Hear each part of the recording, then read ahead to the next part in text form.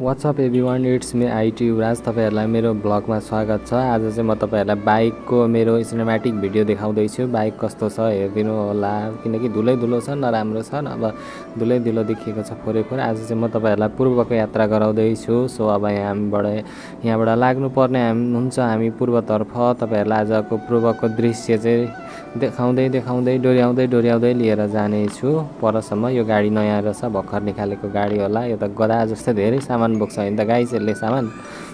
अब यस्तै गरी हामी लागौँ यहाँबाट। यहाँ यो भित्र चाहिँ गोकर्ण यताभित्र छ भने यो चाहिँ कस्तो खालको गाडी रहेछ, पुरै एसी सहित भएको गाडी। यो भित्र त झन् कस्तो चिसो हुन्छ होला है। त्यो के अगाडि ड्राइभरहरू बस्ने ठाउँको लागि चिसो हुन्छ कि पछाडि सामानहरू अब सब्जीहरू त्यस्तोलाई चाहिँ चिसो गर्ने हो, कमेन्ट गर्नु होला है। यो भित्र चिसो हुने हो कि पछाडि सामानहरू चिसो हुने हो त्यो त मलाई थाहा भएन, कसलाई थाहा छ कमेन्ट गर्नु होला। अब यस्तै गरी हामी सर जाउँ। धेरै दिनपछि आज मौसम खुलेको, मौसम चाहिँ एकदम धुम्म परेको, तर ठिक्कको मौसम छ। किन गर्मी यता चाहिँ अब घाम लागेर अहिले तराई क्षेत्रमा एकदमै घाम बढिरहेको थियो। अब अस्ति त 38 डिग्री पुगिरहेको थियो, हिजो कति डिग्री पुग्यो त्यो त मलाई थाहा भएन, तर गर्मी चाहिँ एकदमै धेरै भइरहेको थियो। त्यसले गर्दाखेरि पानी पर्यो 2-3 दिन पानी पर्यो। अहिले चाहिँ अलिक शीतल भएको छ, मौसम अलिक खुले जस्तो फिल भइरहेको छ। बसहरू कस्तो दामी बसहरू झिलिमिली, अचेल त बसहरू पनि पुरै झिलिमिली हुने खालको के लगाएको हुन्छ। तपाईहरुले नि देख्नु भएको होला गाडीमा चढ्दाखेरि। हामी धेरै नै भित्र आइसक्यौँ। यता यो के भन्छ, यो बासबारी भन्ने ठाउँमा आइपुग्यौँ।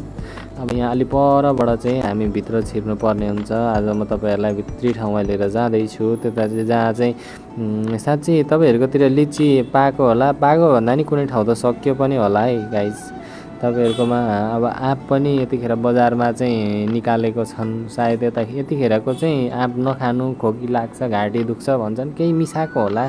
यतिखेरको आँपमा केही रासायनिक पदार्थहरू हालेर त्यसलाई चाहिँ बढाउने, ठुलो हुने बनाएको हुन्छ होला जस्तो लाग्छ है। अब के हो के कसो हो त्यो त म जान्दिनँ, तपाईहरुलाई थाहा छ भने कमेन्ट गरिदिनु होला। अब चाहिँ हामी भित्र छिर्नुपर्ने हुन्छ। त्यहाँ पर गाडी जुदे यस्तो देखिरहेको छु, के हो खासमा त्यहाँनेरि पुगेर म तपाईहरुलाई देखाउने छु।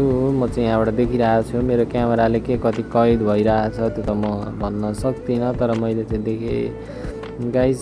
त्यो गाडी रोकेको चाहिँ रहेछ पेट्रोल पम्पको अगाडि। मैले चाहिँ जुदे यस्तो देखेँ, तर कन्टेन्ट चाहिँ गजबको भेट्यो है गाइस। तपाईहरुलाई चाहिँ म भिडियो खिचेर यसैको हालिदिनेछु, कन्टेन्ट यसैको बनाएर हालिदिनेछु।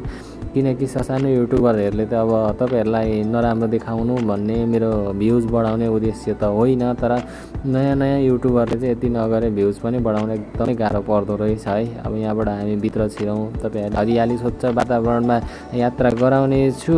देख्न सक्नुहुन्छ यहाँ चाहिँ कोलाको बोट रहेछ। यो चाहिँ एउटा के हो टाइल त्यस्तैको यहाँ फ्याक्ट्री छ।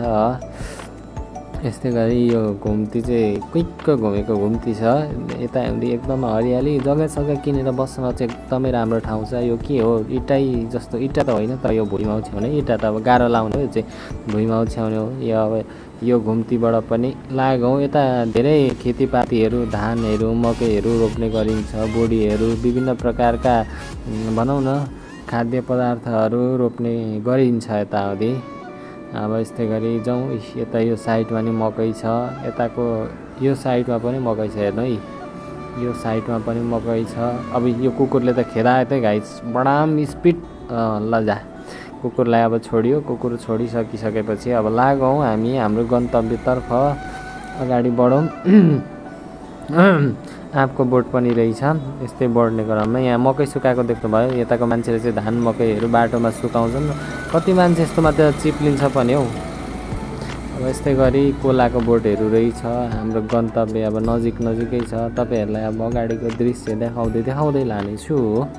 यहाँनिर देख्न सक्नुहुन्छ तास खेलेको मान्छे। यो मान्छेहरू जहिले यो आँपको फेदमा जहिले खेलिरहेको हुन्छन्, जहिले एनी टाइम खेलिरहेको हुन्छन्। दिउँसो फेरि आउनुपर्छ यहाँ तास खेलेर। शीतल पनि हुन्छ होला नि त आँपको फेदमा खेल्दाखेरि है, शीतल त भइ नै हाल्छ नि रुखको छारामा, होइन र। अब यहाँबाट जाउँ सर। यहाँ पनि एउटा कुकुर रहेछ है। ओइ कालो यो कुकुरले चाहिँ हामीलाई वास्ता गरेन। कुकुरहरूलाई नि बाइकको एडजस्ट र यो बाइकको साउन्डले गर्दाखेरि चाहिँ केही होला, तिनीहरूलाई नि दिगदारी हुन्छ होला, त्यही भएर बाइकवालालाई चाहिँ खेदाउँछ। देख्न सक्नुहुनेछ एकदमै राम्रो हरियाली। मैले भनेको थिएँ नि तपाईँहरूलाई अघि नै हरियाली एकदम राम्रो वातावरण छ भनेर। यताउति घर जग्गा किनेर बस्न चाहिँ एकदमै राम्रो छ। बजार साइडतिर चाहिँ धेरै नै गर्मी हुन्छ, यो साइडतिर खासै गर्मी चाहिँ हुँदैन है गाइस। अब मेरो चाहिँ गन्तव्य यहाँ आइपुग्न आँटिसक्यो। अब तपाईँहरूलाई भिडियो यहीँसम्म मात्रै हो, यहाँदेखि उता चाहिँ म देखाउँदिनँ भन्दा नि आजको भिडियोलाई यति नै अन्त्य गर्छु भन्दा नि थोरै भित्रसम्म लगेर अन्त्य गर्छु है त। भिडियोलाई लाइक, सेयर र सब्सक्राइब गरिदिनु होला है गाइस।